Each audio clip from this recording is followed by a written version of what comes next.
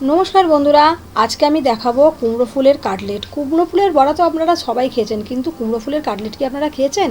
যদি খেয়ে থাকেন অবশ্যই জানাবেন। আর যদি রেসিপিটা ভালো লেগে থাকে তবে একটা লাইক করবেন, কমেন্ট করবেন। আর যদি আপনারা চ্যানেলটিতে নতুন হয়ে থাকেন একটা সাবস্ক্রাইব করবেন। বন্ধুরা, খেতে খুবই দারুণ হয়েছিল। তার জন্য আমি দেখুন মশলার জন্য নিয়ে নিয়েছি 2 চামচ ধনে, 1 চামচ জিরে, বেশ কয়েকটুকরো আদা, শুকনো লঙ্কা, কাঁচা লঙ্কা আর লবঙ্গ আর দারচিনি। আর ওদিকে আমি কড়াইতে সর্ষের তেল দিয়ে দিয়েছিলাম, আর ফোড়নের জন্য দিয়ে দিয়েছিলাম 5 ফোড়ন আর শুকনো লঙ্কা। ফোড়নটার দিকে ভাজা ভাজা করে নেবো। আর ওদিকে কয়েকটা আলু আমি সেদ্ধ করে নিয়েছিলাম, সেই আলুগুলোকেও আমি একটু ম্যাশ করে নেবো। আর ওদিকে যে মশলাটা আমি নিয়েছিলাম সেই মশলাটাকে আমি পেস্ট করে নিয়েছি। আর ফোড়নটাও আমার একটু ভাজা ভাজা হয়ে গেছে। আর এই পেস্ট করা মশলাটাও আমি ওর ভেতরে দিয়ে দেবো।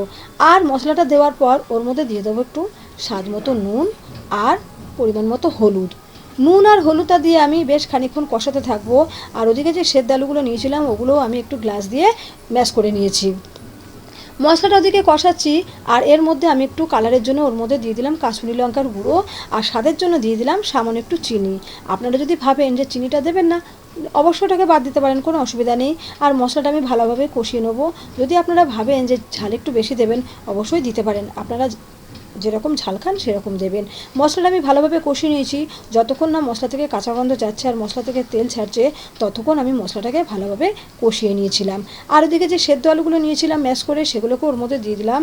ওগুলো দিয়ে বেশ ভালো করে আমি গ্যাসটা কমিয়ে ভালো করে একটু নাড়াচাড়া করে মশলাটা ভালো করে মিশিয়ে অনেকক্ষণ ধরে কষিয়ে কষিয়ে শুকনো শুকনো করে নিয়েছিলাম। বন্ধুরা, খুবই ভালো হয়েছিল খেতে। পরে দেখুন আমার একটুখানি সামান্য নুনের প্রয়োজন পড়েছিল, নুন একটু কম হয়েছিল বলে আমি আবার একটুখানি নুন দিয়ে ওটা ভালোভাবে কষিয়ে নিয়েছি। দেখুন প্রথমে কালারটা একরকম ছিল, এখন কিন্তু কালারটা চেঞ্জ হয়ে গেছে, তার মানে এটা আমার ভালোভাবে কষানো হয়ে গেছে। ওটাকে আমি এবার নামিয়ে ঠান্ডা করতে দিয়েছিলাম। আর ওদিকে একটা ভাজা মশলা করে নেবো। তার জন্য বেশ খানিকটা ধনে, জিরে, শুকনো লঙ্কা, লবঙ্গ, দারচিনি, এলাচ আমি নিয়ে নিয়েছিলাম। কড়াইটা চাপিয়েছিলাম আর গ্যাসটা কমিয়ে আমি এই মশলাগুলোকে ধিমে আঁচে ভালো করে ভেজে নিয়েছিলাম। বন্ধুরা, গ্যাসটা কিন্তু বাড়াবেন না, তাহলে কিন্তু মশলাগুলো পুড়ে যাবে। যখন সুন্দর একটা স্মেল বেরিয়েছিল তখন ওটা আমি ঠান্ডা করে গুঁড়ো করে নিয়েছিলাম। আর ওদিকে আমি দেখুন কুমড়ো ফুলগুলোকে ভালো করে ধুয়ে পরিষ্কার করে নিয়ে নিয়েছি।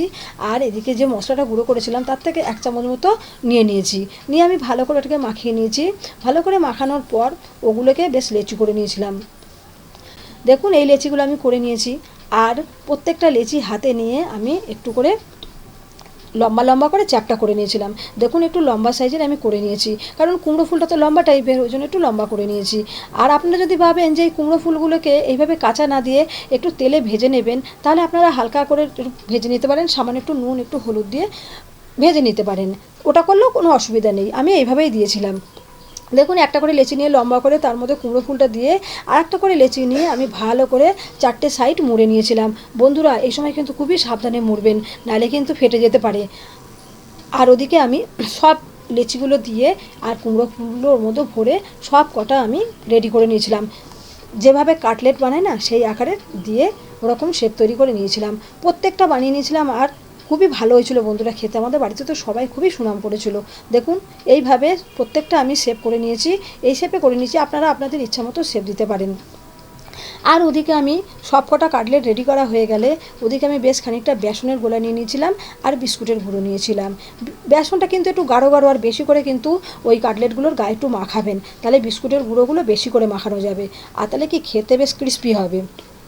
দেখুন আমি ওদিকে বেসনের গোলায় ডুবিয়ে আবার বিস্কুটের গুঁড়ো দিয়ে ভালোভাবে মাখিয়ে নিয়েছিলাম। বেশ খানিকক্ষণ রেখে দিয়েছিলাম। মাখানোর পর আমি 10-15 মিনিট মতো রেস্টে রেখে দিয়েছিলাম। তারপরে ওদিকে কড়াইতে আমি সাদা তেল গরম করতে দিয়েছিলাম আর ওগুলোকে আমি সব এক এক করে ভেজে নিয়েছিলাম। বন্ধুরা, এত ভালো হয়েছিল না খেতে, কি বলবো। আপনারাও একবার ট্রাই করে দেখবেন, কেমন লাগলো রেসিপিটা জানাবেন।